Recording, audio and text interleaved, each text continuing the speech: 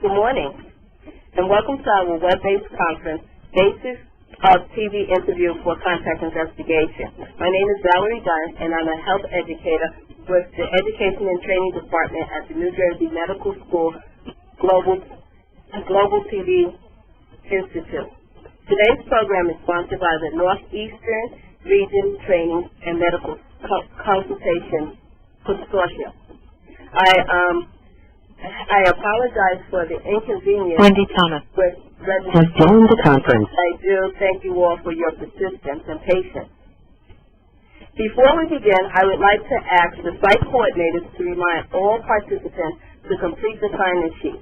Anyone who would like to receive continuing education credits for this activity must check the CEU/CME box on the sign-in sheet.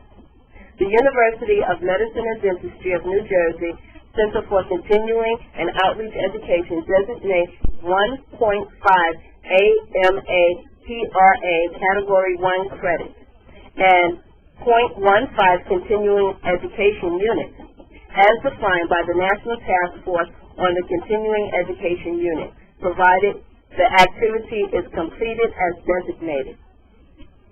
We ask that each person listening today complete an evaluation form. This will ensure that we receive feedback about today's program to enhance future educational offerings.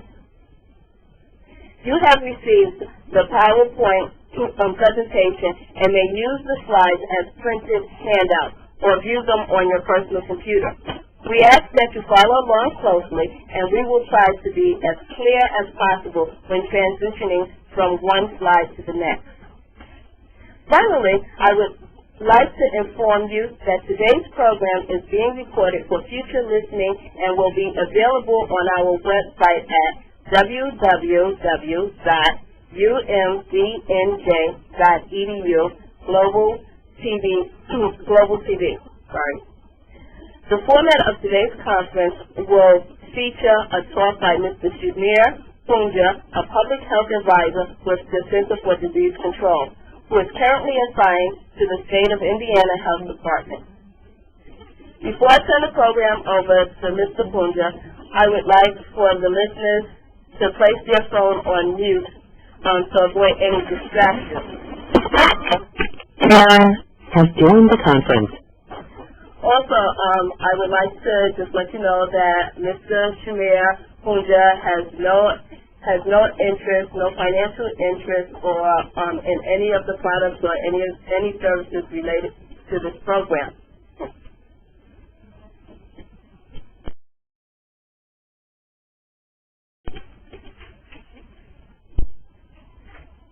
And also, as I mentioned before, you will see this program has been approved for a maximum of 1.5 AMA PRA Category 1 credits and 1.5 Continuing Education units, as defined by the National Task Force on Continuing Education Unit. Okay, I would like to now turn the program over to Shamir. Shamir, are you there? Yeah, I'm here. Okay, it's all yours. Great, thanks. Welcome, everybody.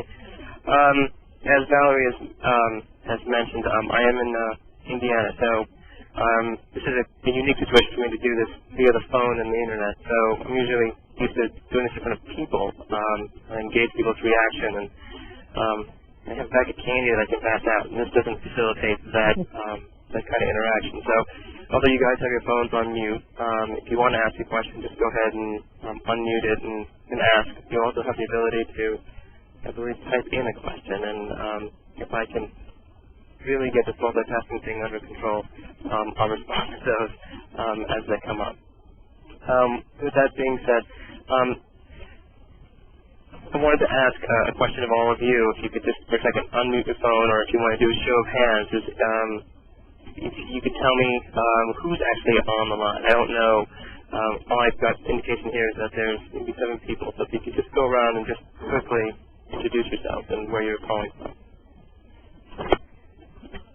Hey, this is Wendy Thomas calling from Vermont. Vermont? Junction. This is Dan Tahoney with about 7 staff from Philadelphia. Hi, it's Mary Siff calling from D.C. with 4 staff members. Mark Wallman, Global City Institute in Newark, New Jersey. There's approximately 10 staff members. Claire Elliott and Paris Still with Contact County in Indiana. Hi, Dan. Kathy Goldsborough from Maryland. Danielle Orcutt from Connecticut. Great. Okay, anyone else like to get a chance to chime in? Yeah, Karen Simmons from Bridgeton, New Jersey. That's great.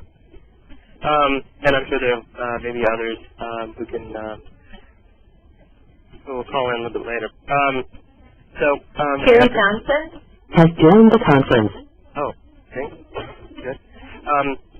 So as Valerie had mentioned earlier on, this is supposed to be a primer, supposed to be presenting the basics of contact investigation. And as those of you who have been involved in contact investigations know that in any kind of contact investigation, in any kind of setting, it's really a collaborative effort between different agencies at all different parts of public health. And in contact investigation, it really requires public health administrators like ourselves to make hundreds of decisions, and each decision sort of building on the previous decisions that we're making. And many times we're asked to make these decisions with sort of incomplete data. And so there's some inherent obstacles in conducting a contact investigation.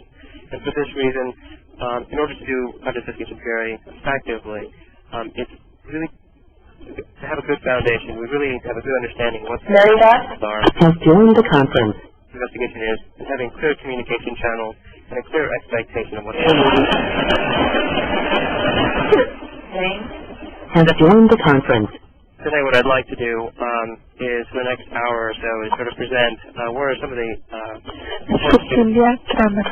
to do a contact investigation. Has joined the conference. To do it in a correct manner. I'll discuss what situations of contact investigation are required. We'll discuss ways to systematically collect key information in order to make the right decisions and focus our activities to reduce errors later on. We want to, I'll review the importance Has joined the conference. a specific investigation plan to identify and prioritize contact. And then finally, we'll talk about screening, evaluating, and screening contact points identified. And again, if you want to just press *6 to ask any questions, that would be fine too at any time. In terms of why contact investigation is important, CDC has really stated that identifying and treating contact is one of their key components of TB elimination in the United States. CDC lists the first priority is prompt detection, reporting, and treatment of persons who have active disease. And number 2 is the identification of contact and treatment of infectious contact. Number 3, focusing target testing efforts and treatment activities to high-risk individuals. And 4, to establish effective infection control measures to reduce transmission in high-risk settings. So the second goal, or the second component of the TB elimination strategy in the United States is contact investigation. So it's right there at the very top. And in terms of getting the biggest bang for the buck,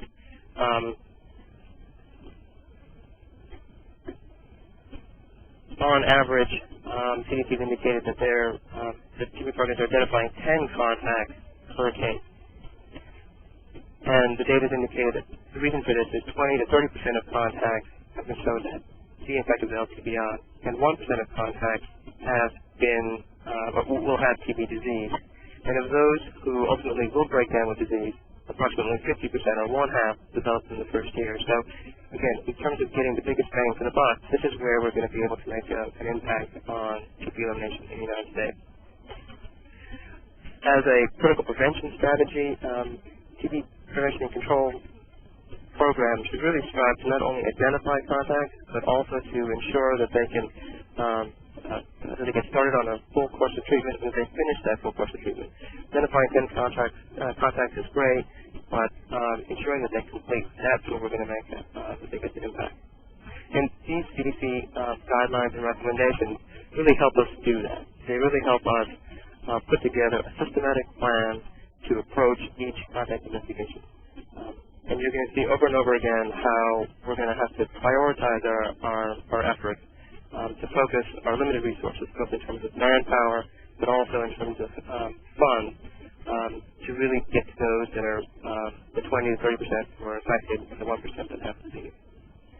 The recommendations are very clear in terms of the purpose of the project investigation. The purpose is to identify and evaluate and refer for medical evaluation all persons at risk of infection with mycobacterium TB due to the recent exposure or confirmed suspect case of TB. It's very clear that that's very clear in the new guidelines. Where does the responsibility lie for conducting a project investigation?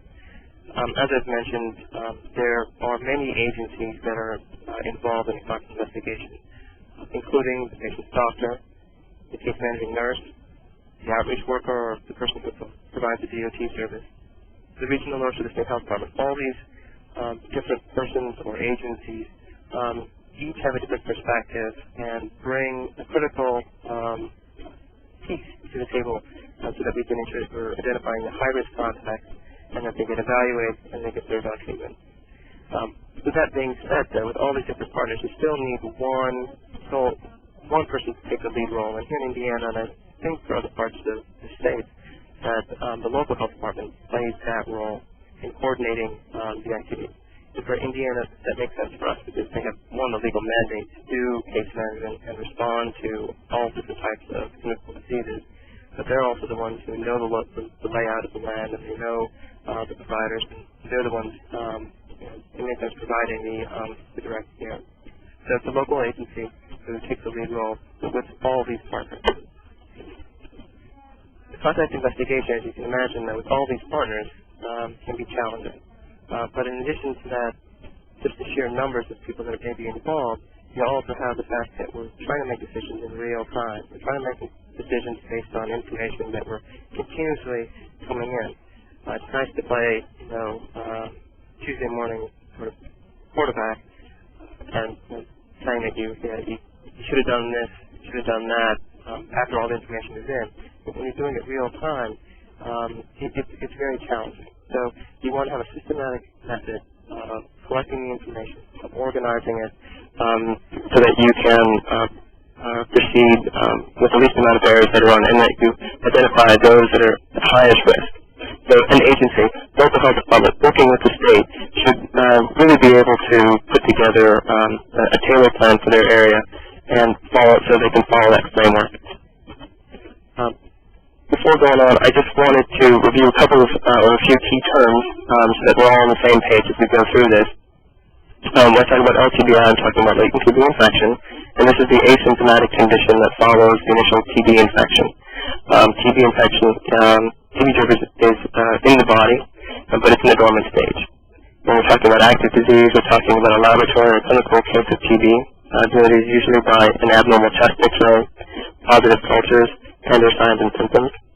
A case is one particular case of disease, and then a contact is someone who has been exposed to mycobacterium TB by sharing airspace with a person with infectious TB. If you could take your phones off mute for a second, just wanted to see, do you all think that contacts should be approached equally?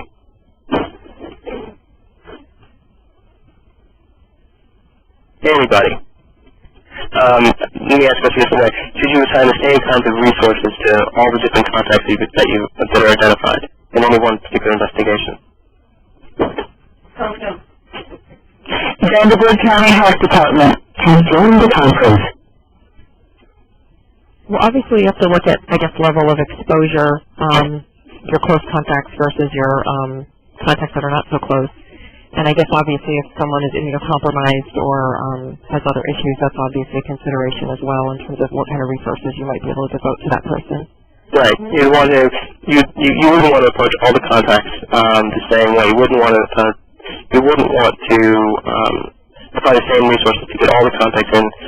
There's going to be a priority, which we'll talk about later, of assigning to contacts so that we can prioritize our resources to get those that are highest at risk for infection and progression to disease evaluated screened and started on therapy and then eventually complete therapy. So, yes, there is a prioritization, and a contact is not a contact is not a contact. There is a prioritization. When we talk about infectious disease versus non-infectious disease, infectious TB disease is usually TB disease of the respiratory system, which has the potential to cause transmission to other persons. Non-infectious TB is usually extrapulmonary TB disease, so there's a distinction there. The two terms, index and source cases, sometimes get interused or they get interchanged. Here, an index case is the first case that's reported. And a source case is the original source of the infection in an outbreak or in an expanded screening situation. So there is a difference. The index being the first case reported, and the source case is the original source of infection. It's difficult to note that the source case can be the index case, but not necessarily. So, when do we need to conduct a contact investigation? It's usually the first question that most people ask. Not all cases of TB will require a contact investigation. The decision to initiate contact investigation should be sort of a collaborative effort between the local and state agencies. A collaborative effort that decides not only if the CI is needed, but also in prioritizing contacts, which contacts to evaluate, and put research towards, as well as if there's multiple CIs or contact investigations happening in the same jurisdiction, which one would take priority over the other one. In terms of the decision to initiate an index, the decision to initiate a contact investigation depends on the index patient's presence of certain factors. The factors that are associated with more likely transmission include site of disease, so pulmonary, laryngeal, and oral TB are all sites that are considered to be infectious. And it's important to note that in previous recommendations, oral TB was not part of or was not considered to be infectious. But since then, the studies have been re-looked at, and oral TB is now considered to be infectious. Another factor is the burden of disease, and usually dealing with the speed of positivity or decapitation in a chest X-ray. Sometimes they denote delays in diagnosis, so the burden of disease, how much positivity and decapitation. The behavior and environment of the index case, we'll talk a little bit more about those later on, but this is, again, dealing with the behavior of the index patient.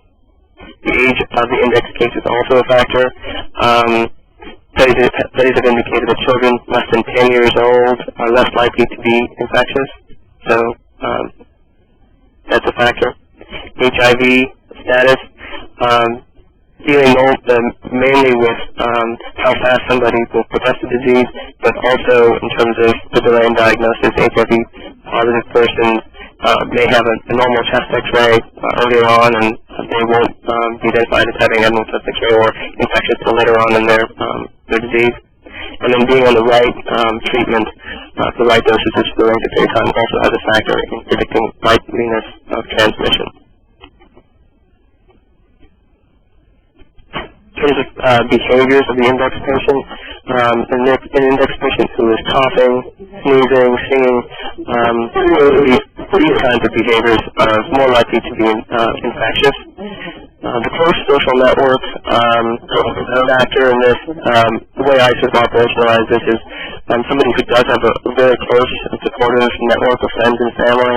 When they're sick, these people tend to support this person, take them to medical appointments, they take them grocery shopping, they do a lot of things for them because they can't do that because they're sick, and so they spend a lot more time with the individual. So there's a closeness there, and there's more likely a transmission in that group. That's how I sort of think of that. So I've listed the factors of the index case that increase the likelihood of transmission. So now let's see if we can put this together in sort of an illustration to determine when a contact investigation is needed. So the site of disease, again, we're looking at laryngeal or pleural. The site of disease. AFB speed is very positive, the burden of disease, and the disease load.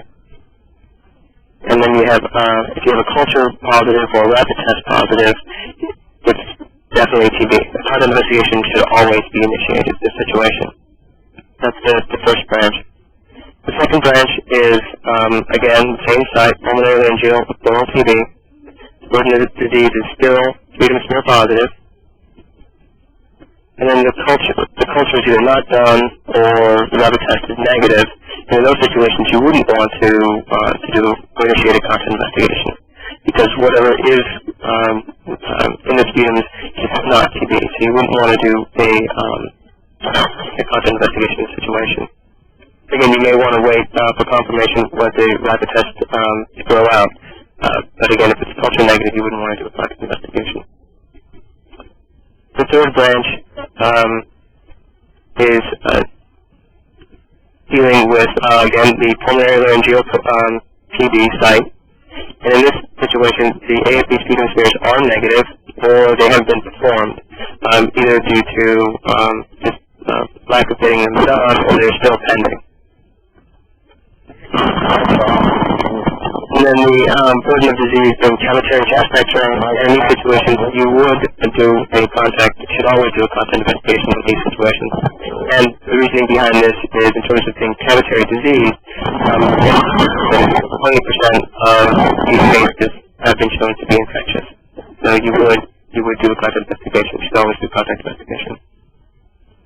The fourth branch of this illustration is dealing with just pulmonary suspects. Pending culture. So this time we don't know the culture results. We know that it's pulmonary site. Again, we know that it's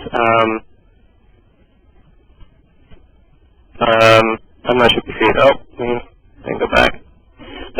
Sputum smear would be negative, and the fourth arm. Let's see if I can do this correctly here. Is this branch right here, where you have pulmonary suspect, you have AP smear, sputum smear, negative, abnormal chest X-ray, non-cavitary, consistent with TB. Situations, contact investigation would be initiated if sufficient resources.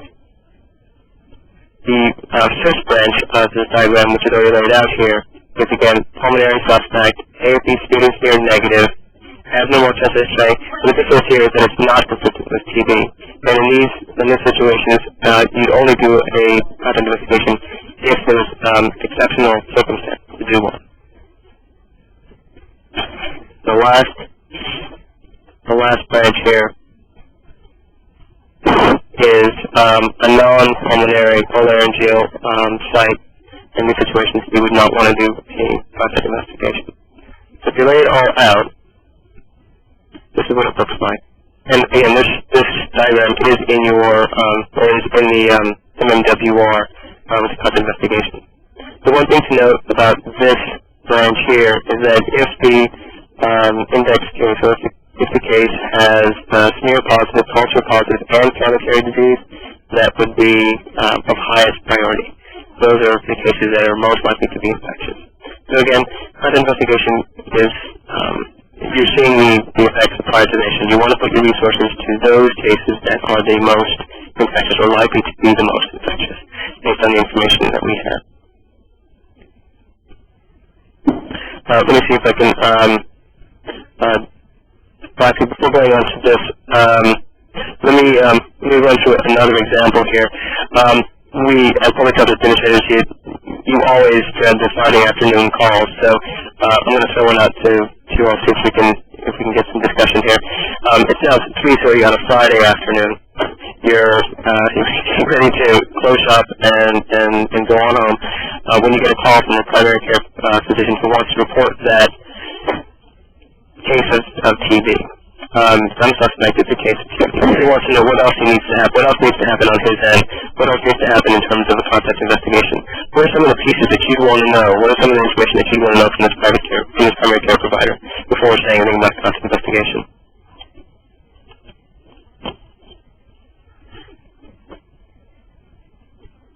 You might want to know where the patient is. Is the patient hospitalized in a home environment, in a congregate setting? That might Okay.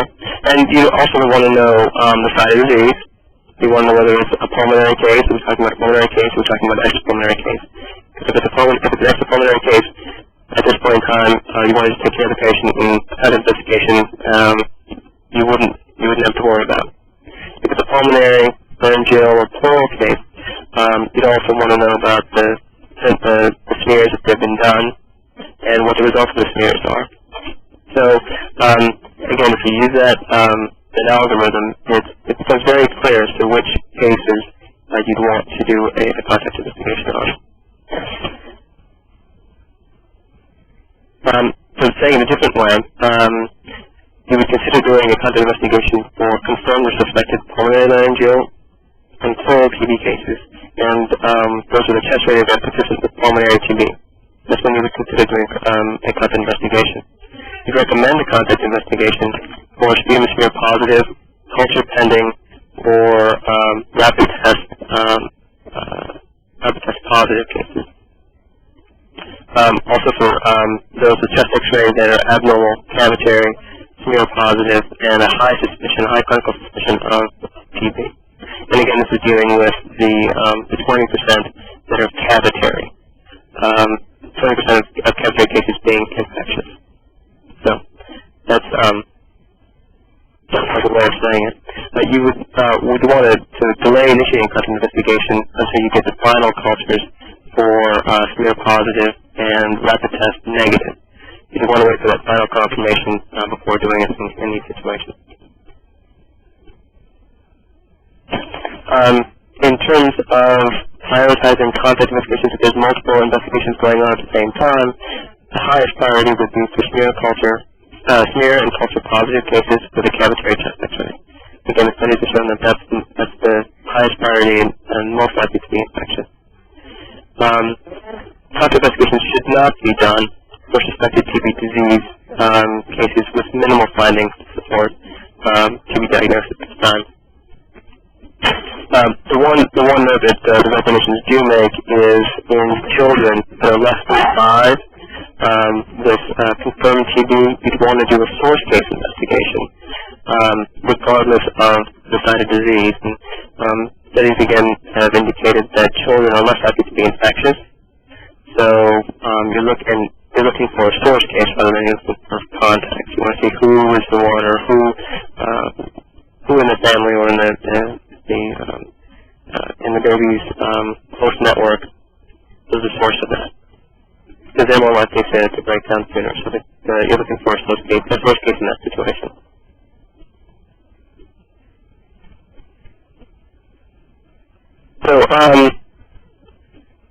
So before going on to actually interviewing the source case or the index case in this contact investigation, you may want to consider all the different activities in the investigation process first before going on interviewing them. And there are 4 components to an investigation process, and the information that you're trying to get here, that you're trying to collect, really help make the foundation for decisions in the future in terms of where and during what time periods we're going to be looking for contacts. So you want to do your homework first before going out and interviewing a patient. The pre-interview is really dealing with collecting and organizing information, site visits, and finally prioritizing contacts. These steps should sort of not be looked at. You do one after the other, and then the next. There are going to be components that you do throughout the investigative process. So there may be 1 or 2 that you do first in terms of collecting the background information before going out to do the interview. But you want to think of these things you continuously do throughout the investigation process. So anyone that's been involved with a contact investigation has to make decisions in a contact investigation. You know that in order to make a decision, you really have to have valid information. You really have to verify everything that you collected. And in terms of the primary care physician who's called you on a Friday at 3:30, you want to make sure that there's no misunderstanding as to side disease in terms of the smear positivity or the chest X-rays. So you want to collect the lab, diagnosis, the MD. And the other thing that you can do early on, which is fairly simple, is to check the name of the person that you're getting, the suspect name, against your TB registry or case suspect database to see if there's a history of treatment, whether it's for LTBI, or there's a rule out, or if you actually had TB disease in the past. You want to do that early on, before even going out to interview the patient. In terms of what information you want to collect initially, it's always helpful to have this in sort of a checklist manner. It helps, again, to systematically collect information because you're usually, again, doing things very quickly. You're having to make some quick decisions, and you want to make sure that you collect all the information so you can make the right decision. Some of the things that you want to look for in the medical chart are previous TB exposure or infection. Can the index case tell you who the source case was? Does he know somebody in his family or in the past that was treated for TB disease? You want to collect information on the person's prior treatment. We talked about matching his name to your own registry, see if he's got a prior history. You want to make sure that you collect the site of disease. You want to collect the symptoms that were reported at the time of diagnosis, especially if the person's coming into the hospital. When did they start having symptoms, and what symptoms did they have? You want to collect the chest X-ray CT results. You want to collect the lab results. You also want to know what medications they were started with, when they were started, and more importantly, what dose. Being started on the right dose is critical in establishing, it's critical in the establishing of the infectious period process. You also want to know the HIV results of the patient. If the patient doesn't know the HIV status, you want to recommend to the physician that they get that test. And you also want to know what other medical conditions this person may have. Other diagnosis that may hinder or impinge your ability to do the interview. It's a mental illness situation, substance abuse, or is this person living in a congregate setting, or any kind of particular sensitive work environment is also important to collect. And you can imagine that, again, you're going to be putting this information over a span of period of time, but you really want to try and have these questions already made out. You can collect them in a systematic fashion. Once you've collected a good amount of that information, you may not have all of it, but a good amount of that information, you're probably ready to sort of focus your efforts and establish an infectious period. And establishing an infectious period really helps estimate the time period during which the active TB case was able to transmit TB to other persons. This really helps both the public health person in focusing their efforts on what questions to ask, but also it helps the patient provide you with the information in terms of his or her whereabouts during a particular time period. The infectious period is really based on an estimate. We take an estimated period of time, and then we add to it, we extend it out based on the person's signs and symptoms, reported signs and symptoms. How do you calculate this? We start out with a 3-month period from the time of diagnosis. If they had no symptoms, it would just be that 3-month period of time. If the person has reported signs and symptoms at the time of diagnosis, you'd want to find out when they started having those signs and symptoms, and then go 3 months out from that time. The infectious period would end either 2 weeks after the start of appropriate treatment, and the diminishing of symptoms and a reduction in the sputums, or when the patient was put into isolation. If there's any concern as to which dates to select, you'd want to pick the broadest infectious period that you want to cast a bigger net. So let's go to a couple of examples here on how to establish an infectious period. And with the help of Valerie and the folks at New Jersey, we're going to try and do this with a little bouncing red ball. one of the methods for calculating the infectious period is to work backwards. I explained the first time we were starting from the start to the end. We're going to work our way backwards now. The infectious period ends when the patient is isolated. So here's November 6th, that's the end of the infectious period. Or 2 weeks after the start of treatment, provided that there is a decrease in positivity in the sputum and symptoms begin to subside. So 11/20. The start of the infectious period would be 3 months before the diagnosis if there is no respiratory symptoms. So if we have both dates here on the timeline, we have a little red ball, and we're going to count 3 months from that period of time. The beginning of the infectious period would be 8/6, and then it would end on 11/6, or 11/20 when they had 2 weeks after start of therapy, and response on their symptoms and signs and symptoms. Now, if the person had signs and symptoms initially, reported signs and symptoms, and they reported that the onset was June 25th, you'd use that start date, and you'd go 3 months from there. 1, 2, and 3. So that would be your infectious period. So you'd have the start and the end date. You'd have the start as March 25th if there were signs and symptoms. You'd have the end date as being 2 weeks after the start of treatment, 11/20. So that's how you do it. One of the tricks that I've picked up over time is that before going out to talk to the index patient, to sort of have markers along that infectious period to help them remember if they've had signs and symptoms during that period of time. So in this example, if we're using November 6th, we would be able to pick out certain holidays during the infectious period, including Columbus Day, Labor Day, 4th of July, Memorial Day, and be able to ask the patient, do you remember being sick during those time periods? And if they said yes, you could use that as a marker and work your way until they said, well, no, I didn't have symptoms at that time because I remember doing X, Y, and Z. I went for a vacation and I didn't have some signs and symptoms at that time. So then you know you can get an approximate start date of the signs and symptoms and work from there. But this really helps jog the memory of the index patient. And you've done this again before going out. You've pulled out your calendar. You've pulled out all the holidays, and you're able to then approach the patient with this during the interview. So let's run through a couple of scenarios here.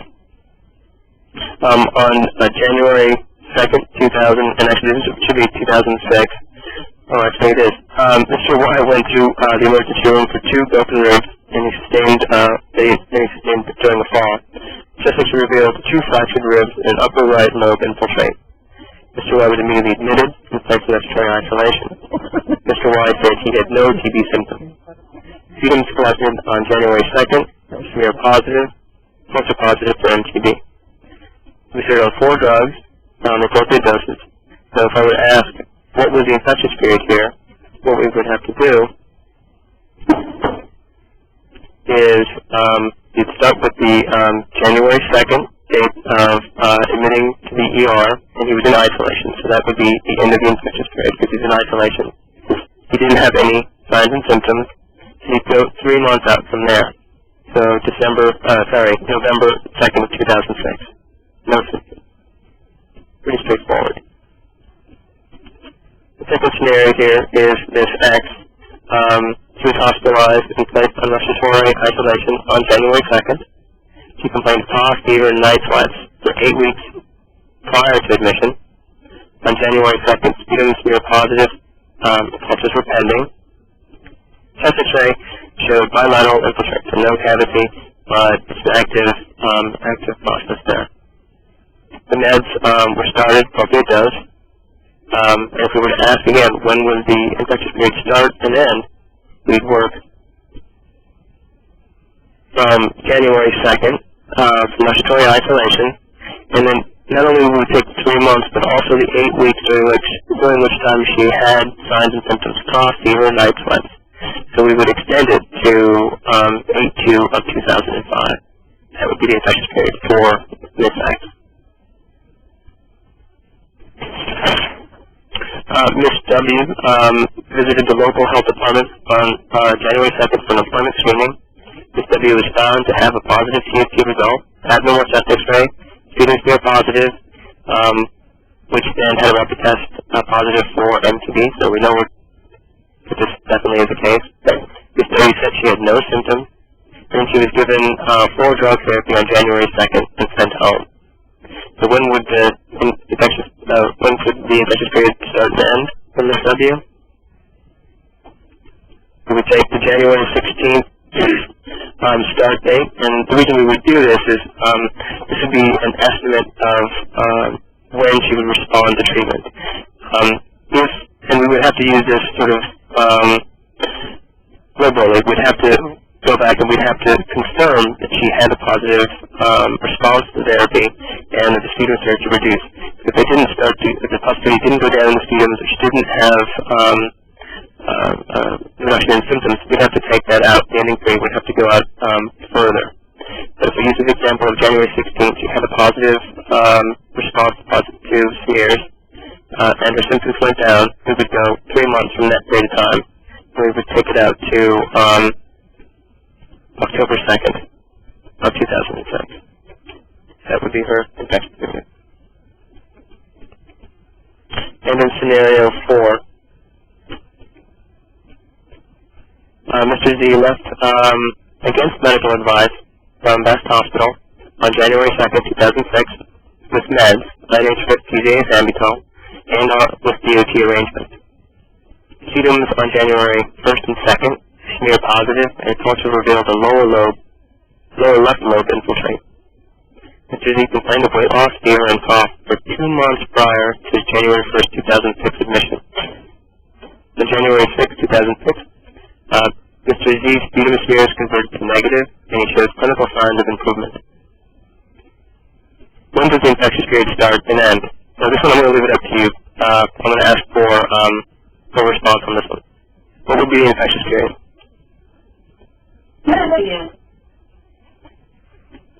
What do you think? August? August. Well, let's start with the end. When would you take the end of the infectious period? When would Mr. Z be considered not infectious? He left AMA, right? He left AMA. And, I'm sorry, I forgot, what did you say? Did he have any negative smears? His sputum smears were positive on January 1st and January 2nd, and then they converted on January 16th to negative. And he showed clinical signs and symptoms. Well, if you're assuming DOT was done, we could presume that the infectious period probably ended around the 16th of January. The 16th of January, right. So we know that he took his medication. And when would it start? When would the infectious period start? And he had symptoms for 2 months? He reported symptoms for 2 months, yeah. It would be August, right? 8-2. There you go. That would be the infectious period. So we're looking at a 5-month infectious period. And again, if there was any question as to what date you would select, you take the broader period. You'd want to throw your net out a little longer, a little further. So, are there any questions or anything that I went through too fast in these examples? Because I think these really, we tend to forget to actually do the infectious period. We sort of go in and we want to interview the patient, we ask them where they've been for the last 3 months, and leave it at that. But I think it's really key to get that extended period because they're still infectious. Samir, this is Mark in New Jersey. I think you're doing a good job of explaining. I think it's important to say that a patient can have multiple infectious periods. Yes. Yes. Do you want to give an example of that? You'd ask. I think one example would be if an individual, let's say, is at the workplace, and the last day of work, let's say, is October 1st.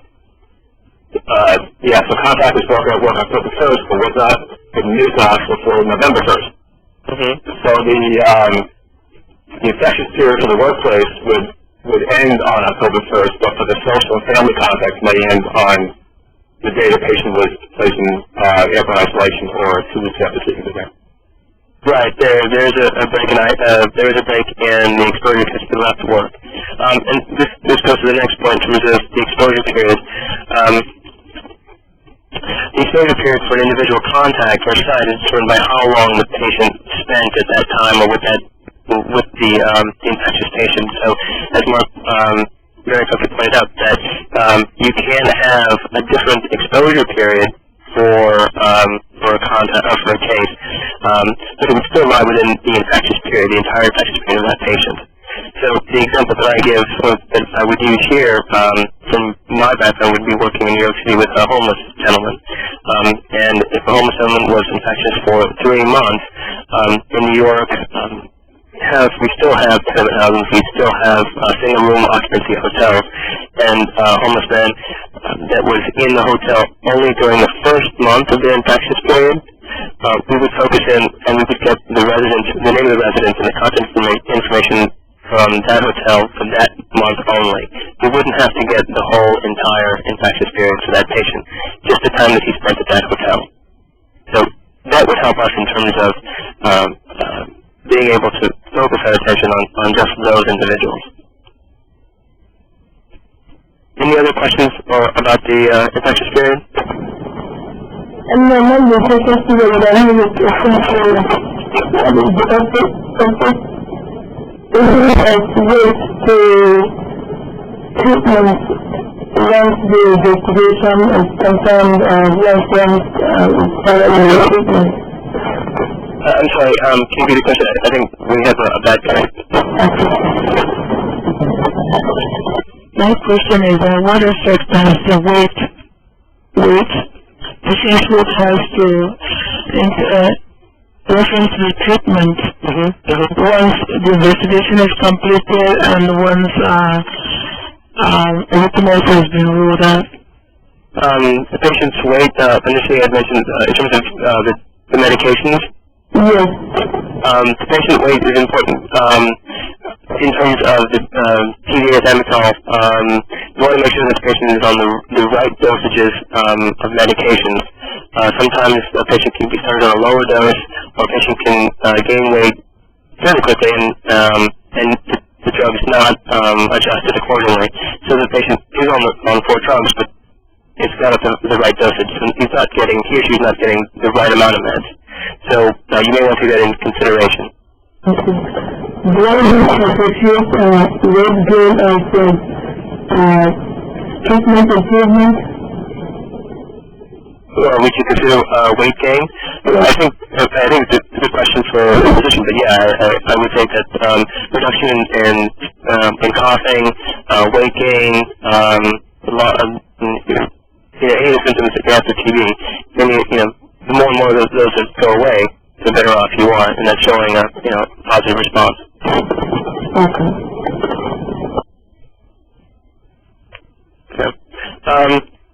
So now that you've collected all this information, you've established an infectious period of with the information that you have available at this point. Now we're sort of ready to go on to the second piece, so the second component of the investigation process, and that's talking with the index patient.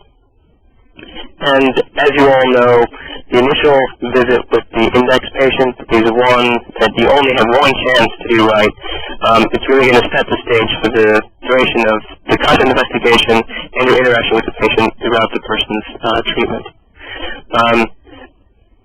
CDC recommends, and I do as well, that you spend a lot of time really thinking through how you're going to approach this patient and what you're going to ask him or her.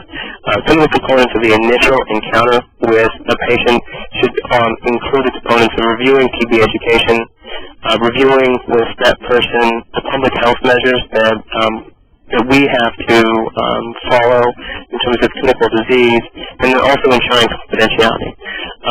The great example that we have for the TB education piece is when a patient is so sick at time of diagnosis, he or she cannot ask or is unable to ask the physician all the questions. It's just so much in pain. So the family member is the one who's really guiding from the decision-making process. But by the time the public health nurse, or the drug case manager, or the public health administrator comes to the patient, he or she's got so many questions and wants to validate what he's heard or what she's heard from the physician. So you really want to allow that opportunity to reach out and give them that information. In terms of public health measures, it's important to explain how we got involved, how the doctor, what the responsibility is to report the case, and what it means in terms of contact investigation. And then, lastly, confidentiality. That's huge. Safeguarding a person's confidentiality is always going to be challenging just because of the nature of the relationships between the case and the context. You're asking someone to provide you with information on where they've been, who they've been with, and where they've worked in the last 3 months. And so there is this dilemma of how do you keep that person's identity confidential.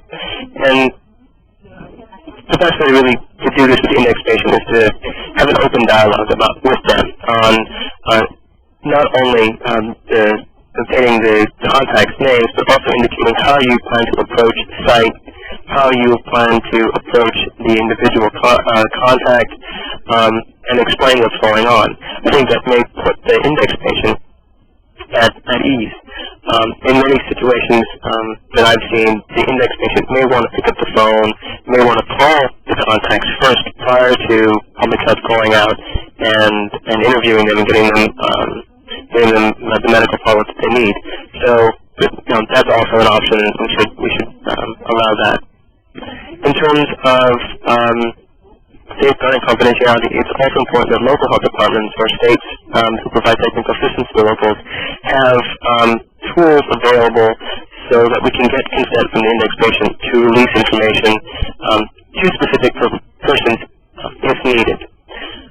And I know that's been a difficulty.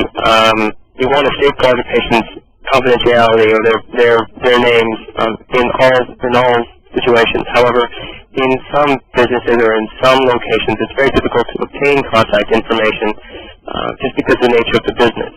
So if the local health department had a release of information from the index patient with an understanding of how they're going to approach the business, that may alleviate some of the issues or might alleviate some of the answers or questions that an index patient may have. Each TB control program will need to have policies and procedures in place to ensure that training for direct case managers on confidentiality is available. And training should happen not only annually but also throughout the year in terms of all the different federal laws and state laws that we have to follow. Any consent that an index patient has to sign off should be in the native language that the person speaks, so they can understand what they're signing away or what they're agreeing to. And in terms of other conditions that the patient may have, they should afford the same confidentiality to other conditions. If the person has hepatitis or has HIV, confidentiality that we are bound by for TB should also be afforded to those conditions as well. And this all, again, with an open dialogue, will help build a relationship and a level of trust with the index patient, so they'll be more available to give you those names as a contact.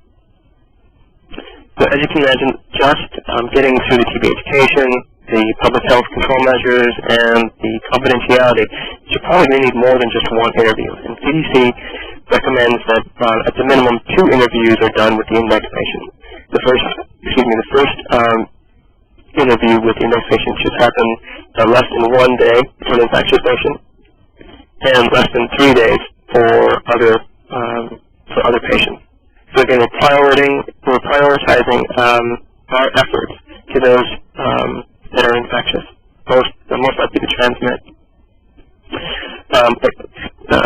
Interviewing is a skill and needs to be taught, and you get better with the more interviews that you do. So definitely allow for your case managers, definitely provide your case managers training on how to interview effectively. In the interviewing process with the patient, you are really looking for sites of transmission. Mark brought up that if you have different businesses where you have different places of residence that an index patient was living at during their infectious period, you want to know and you want to collect days and times that they were there that will help establish an exposure rate for that site. Once you identify the different sites that the patient was working, living, and socializing in, you also want to get contacts associated with each of those sites. And it's okay to get what information you can at that point in time during the first interview, and then leaving it open to the patient and say, can I touch base with you tomorrow to come back and collect the contact information, the phone number or the address, once you get released from the hospital. Or it's better to collect as much information as you can during that initial, and then follow up with it than it is to, well, just get it to me when you can, because then you'll lose it if you don't collect it. It's also important that when you do these interviews, you conduct them with some idea of the confidentiality involved. So if you've got a case in an adolescent young man who's 17, 16, for that matter, and you're asking him where he's been for the last 3 months in front of his parents, you may not be able to get full disclosure. He may be hesitant to disclose where he's been, who he's been hanging around, and you'll be cutting yourself short, and you won't be able to really get to those who are high risk. The interview should be conducted face-to-face and, again, in the primary language of the index case.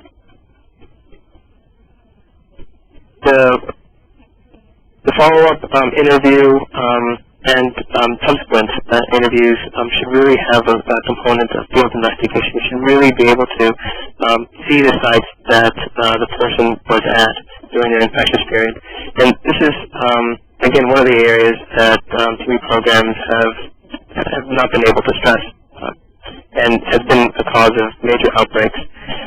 Because we don't go out to the site, we take everything that the patient says, and we don't bother to verify it. Site visits are important, and site visits, CC recommends that site visits happen within 3 days of the initial interview. So it's important to do this early on, and not wait to do this later on after a month has passed. It also helps identify high-risk persons to the person that the index patient has not conveyed to you or has not divulged to you, including children. And this is where in New York City we found out that a lot of our patients, or when our patient was actually homeless, when they gave us an address. When they did the site visit. Many times in the hospital setting, a patient will indicate that, my address is 430th Street and First Avenue. And it sounds like an address, and it is an address. It is a legal place. However, that happens to be a homeless shelter in Manhattan. And so unless you actually went there to see the site, you would never know that 430th Street and First Avenue was a homeless shelter. So site visits are huge and are key. And again, it should happen within 3 days of the initial interview.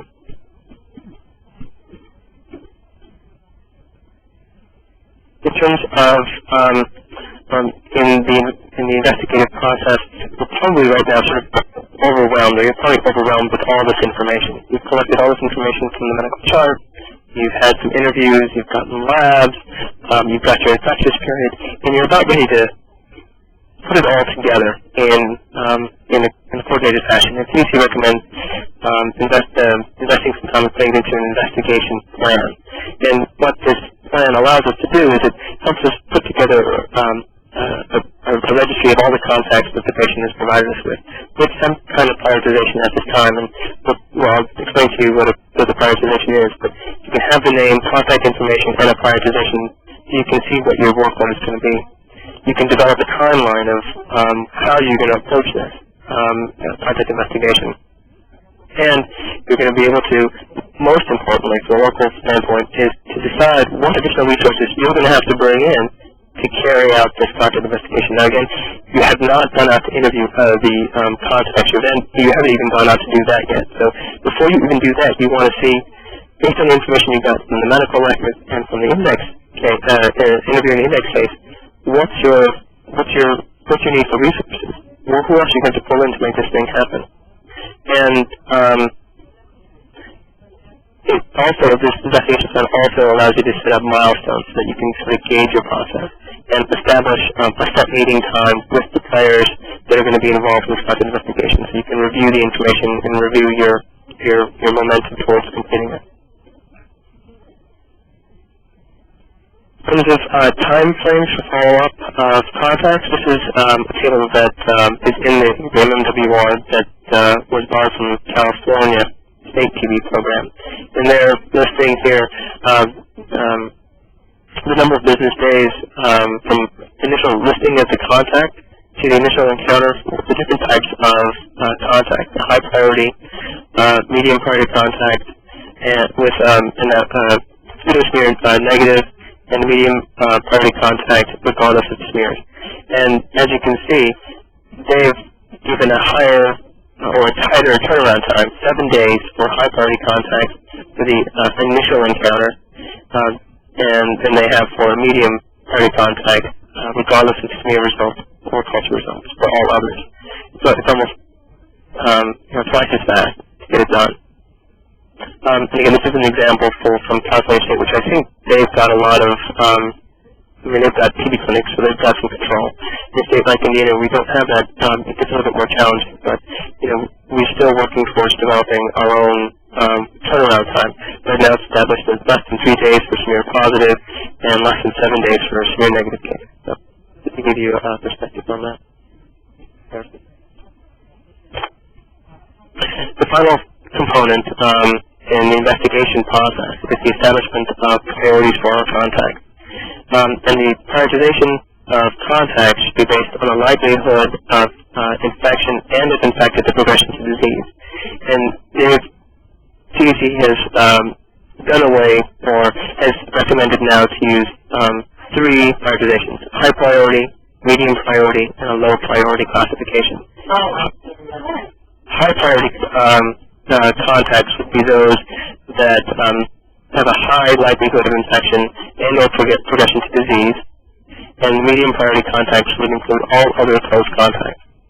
And then anything that is at a high or medium priority contact would be considered a low priority. High priority contacts would tend to include HIV positive in children under 5, as well as immunocompromised individuals. Medium priority contacts again would be the other close contacts, and then low priorities being outside of the 2 areas. Priorities for resources should be focused towards getting the high and medium priorities contacted, evaluated, and started on therapy and eventually through therapy. That's where you should put your resources. And it's important to note that the contact prioritization can change during the investigation process.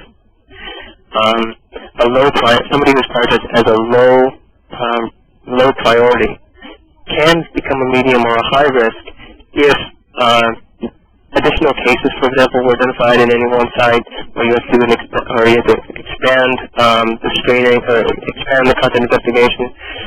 A low priority contact can become a medium priority contact. So it's important to know that you can move up in terms of prioritization. And as more information comes in, that is possible.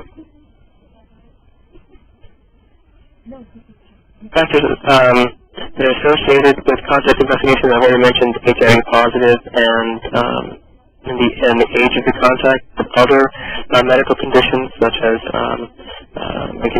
cancer, organ transplant, those people who are on compromising medications are considered high priorities. And then there's this last group of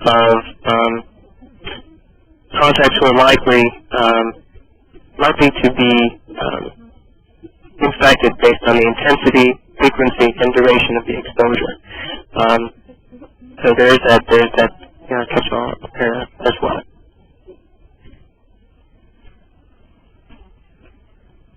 Diagnostics.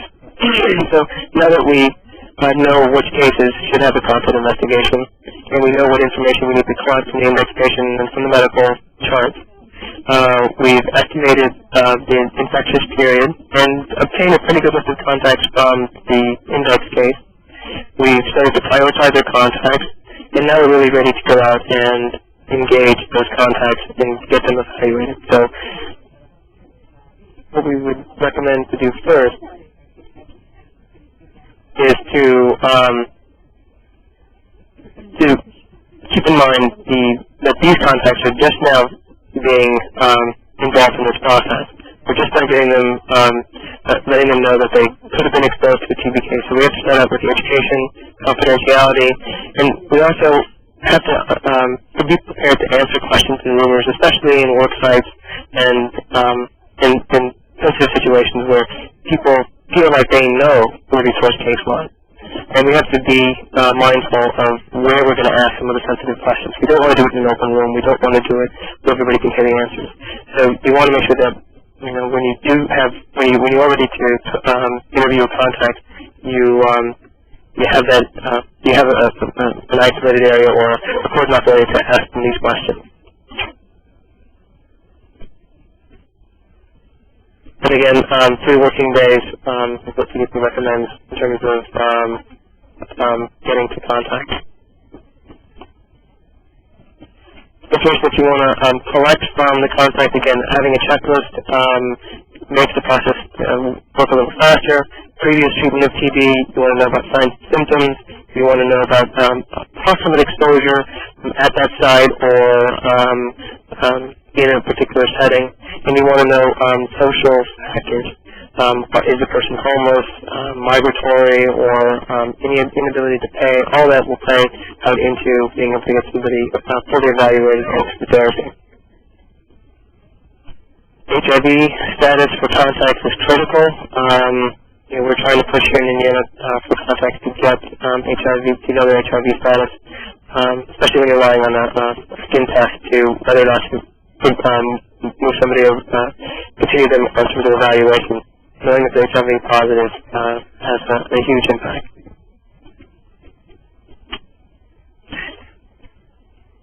Once you've done some of the initial contact interviews and you've started to talk with them, it may be a good time to go back to your investigation plan. And again, it's an ongoing document. You're meeting with your team on an ongoing basis to pull out that investigation plan to see your milestones. Have you hit them? Do you need more resources? Don't wait till the investigation is ended. We recently were involved with a huge content investigation in one of our counties, and we talked quite often with the county local health department on resources, and we talked about it early on. We talked about it during. We didn't wait till the end, and I think that was a huge plus for them that they took on. In terms of skin testing, for all contacts, we would use a cutoff of 5 millimeters. We would try and really the goal here is during the initial interview to plan the skin test. You want to be mindful of the reading. You want to plan to be able to read, and you want the person to be available for reading. So it's one of the things you want to ask about when you're interviewing the contact. CDC recommends that TST should be administered within 7 days of listing of high priority contacts and 14 days for medium priority contacts. So again, if we're going to list them as a high priority contacts, you're going to go through these activities. You really want to focus in on those high risk contacts, the ones that are going to progress the disease, and you want to put resources to them so you can get them identified, screened, evaluated, and into therapy. Any contact who has signs and symptoms should be part of the TST and then referred for a medical evaluation promptly. Sometimes in a content investigation, one skin test is not enough. The window period the post-exposure period rule is still recommended by CDC, and that is to state that the skin test is planted within 8 to 10 weeks of the last exposure.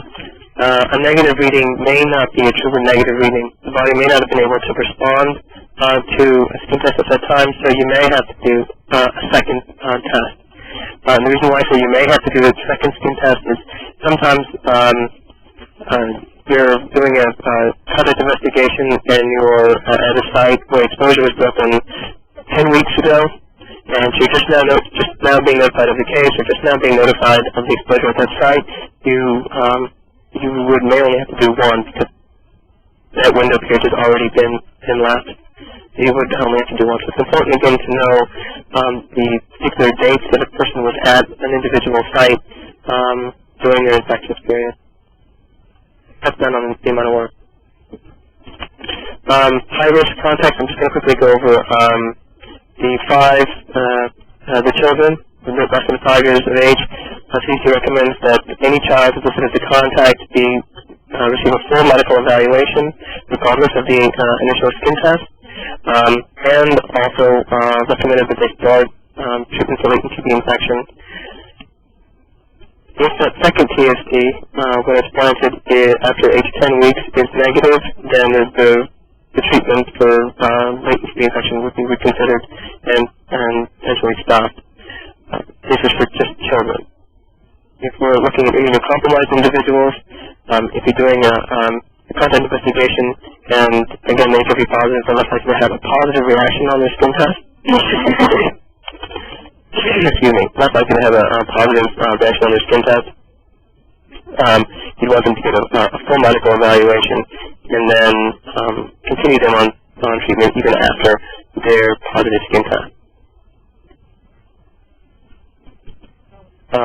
Talk a little bit about the window period prophylaxis, again, for children and HIV positive. In terms of drug-resistant TB cases, the best recommendation here is to really consult somebody who's had some experience working with MDR contact. Because there's a limited number of drugs becomes an issue, you don't want to do more harm than good. You want to make sure that you're starting somebody on a regimen that makes sense, that will help them out in this. So I would highly recommend that you touch base with your state health department or your medical consultant. Further monitoring can go on for over 2 years. In terms of drug therapy for high risk or high priority contacts, children less than 5 and HIV positive contacts should be, when possible, started on DOT for latent TB infection. And contacts who actually who've converted from their first skin test to their second skin test, or have a documented negative in the past and then are positive now, should be treated for that infection. And any contact that has any social or behavioral impediments to completing treatment should also be considered for DOT. Just quickly, I want to expand the contact investigation. The expanded contact investigation should only be attempted if you reach your goals for identifying, screening, and evaluating your high and medium risk contacts. CDC really wants programs to concentrate on prioritizing those that are highest at risk and getting them through therapy. Identifying, in the event that you do identify second or third cases, in those situations you may have to expand, but again, working with your state health department, you should work in coordination with them.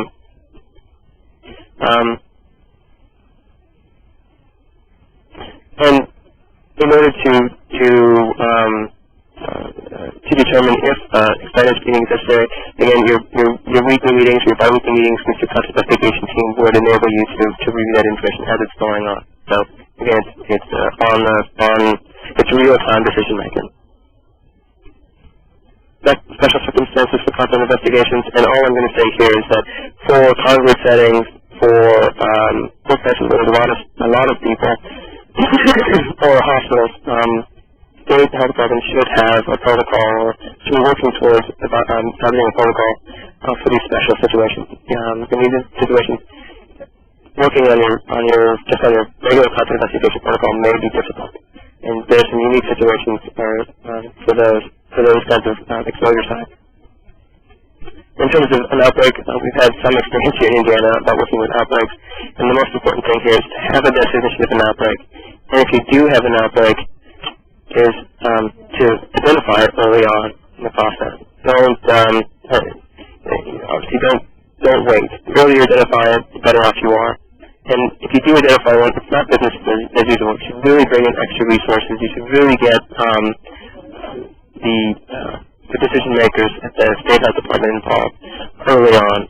And also, by getting the state involved, you can get additional resources, or you should be able to request additional resources so that you can achieve this. And lastly, just wanted to mention everything here that we've discussed.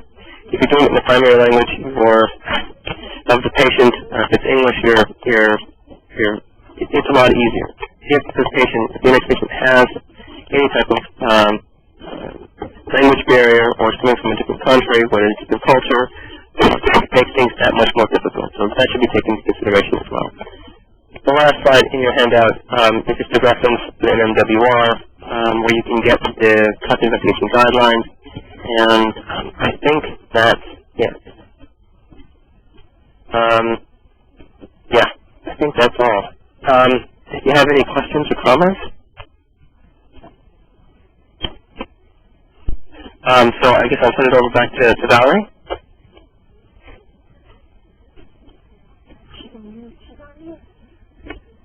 Yes. What do you mean by monitoring context? Sorry, are you there? This is, my name is Praveen from Minister TV. Hi. You said that you have to monitor contacts of contacts of MDR TB. What do you mean by monitoring contacts up to 2 years? Well, the recommendation, in some situations, I've got real experience working with these kinds of situations, but there are situations where you need to monitor contacts well beyond just an initial evaluation.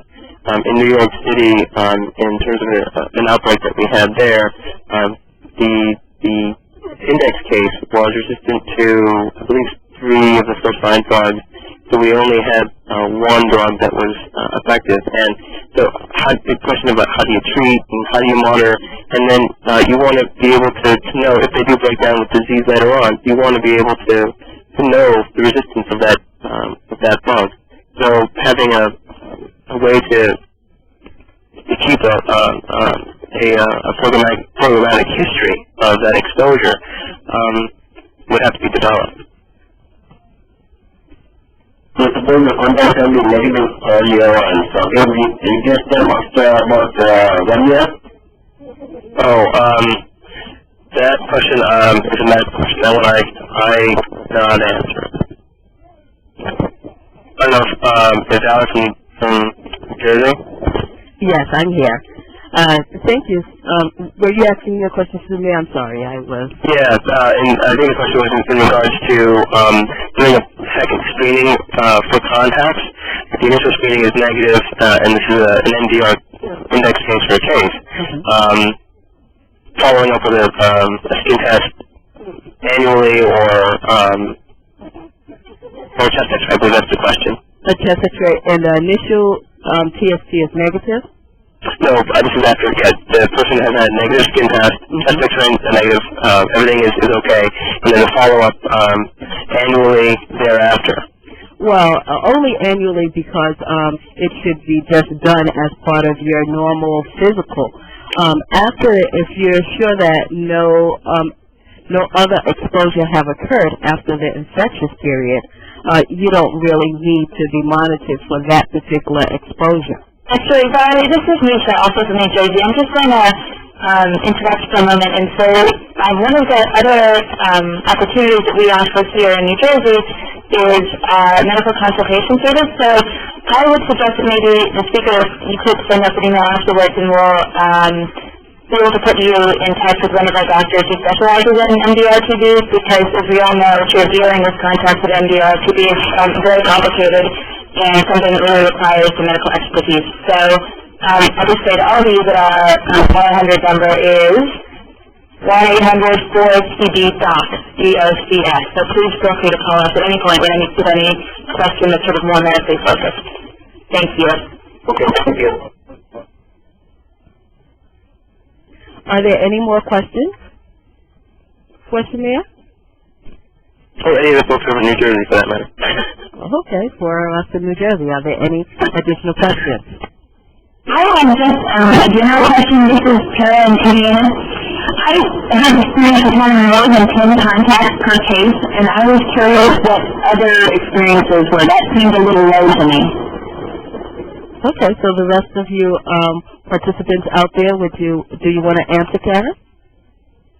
How many contacts are you guys getting per case?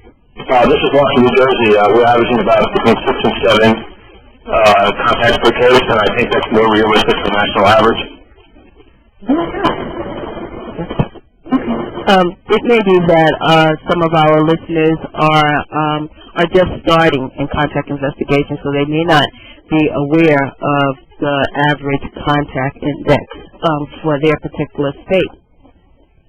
Are there any other questions for Shamir or New Jersey?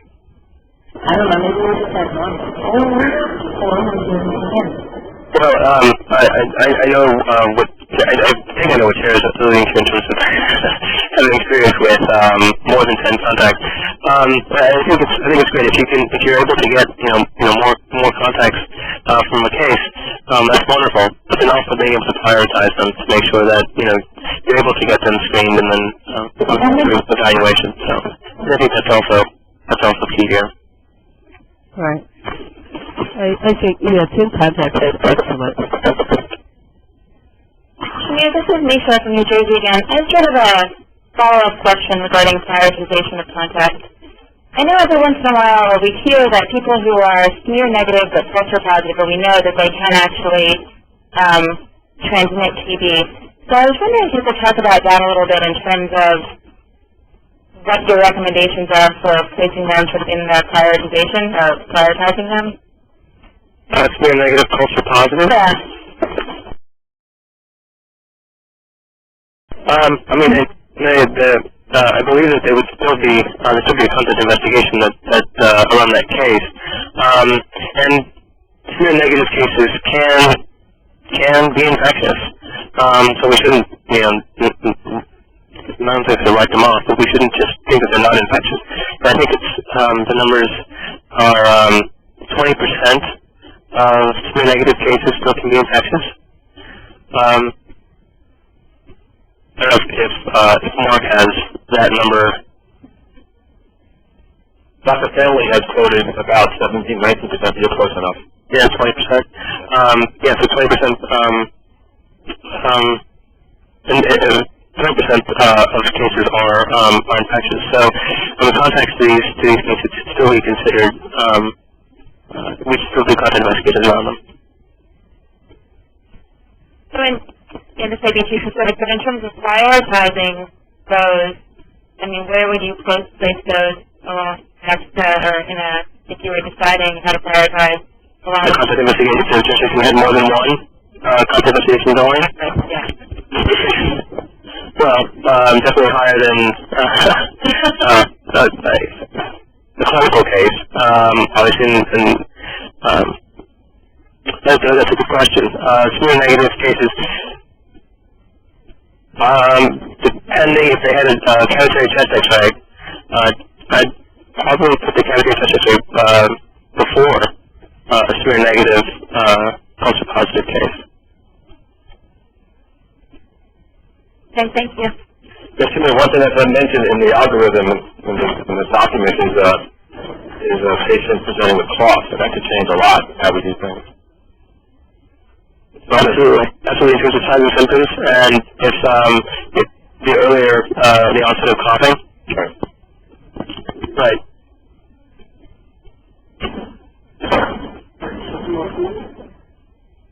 And now is this a question? Sure.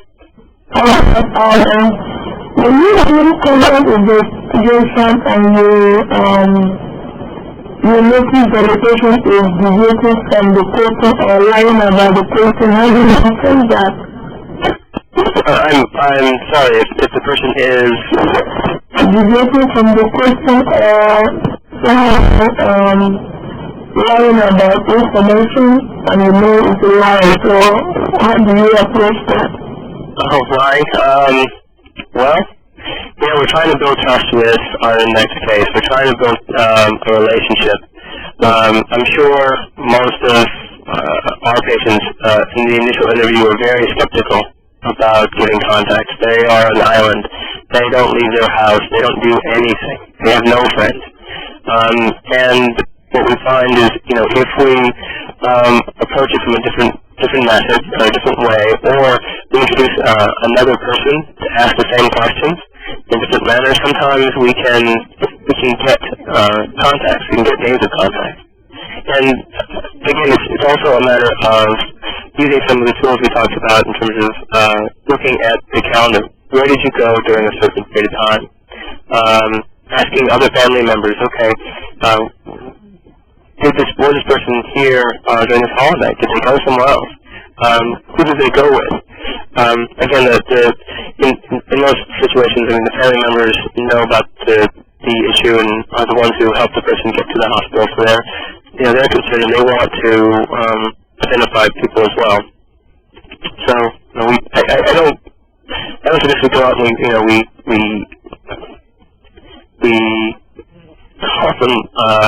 call them on their faults. We just want to keep trying to remind them of the importance of what's going on, and why it's an important public health responsibility.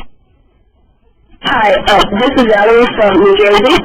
It's been my experience that usually they're holding back because they're afraid of something. So if you try to get to the bottom of why they're holding back, what's the obstacle, and try to address it. A lot of times it's confidentiality, and you have to just reassure them about confidentiality.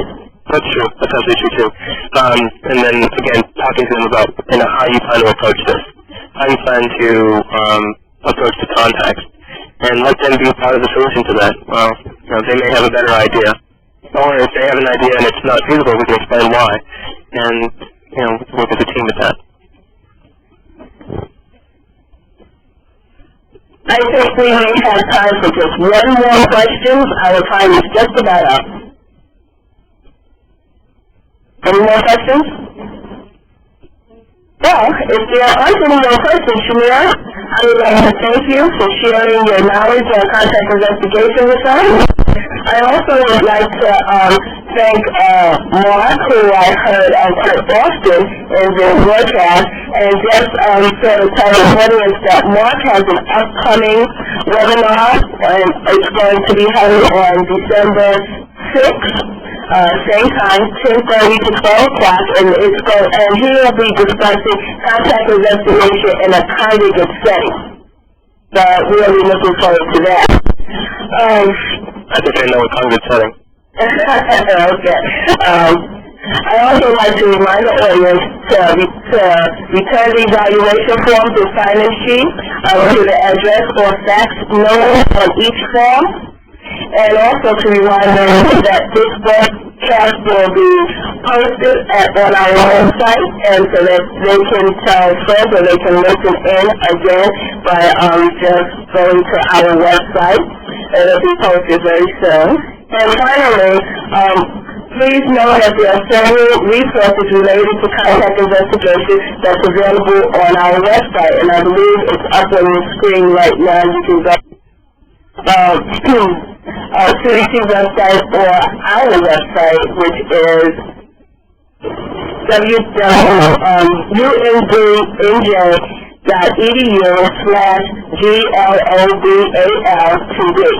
Global TV. Okay? Thank you for your participation, and this concludes our broadcast. Thank you.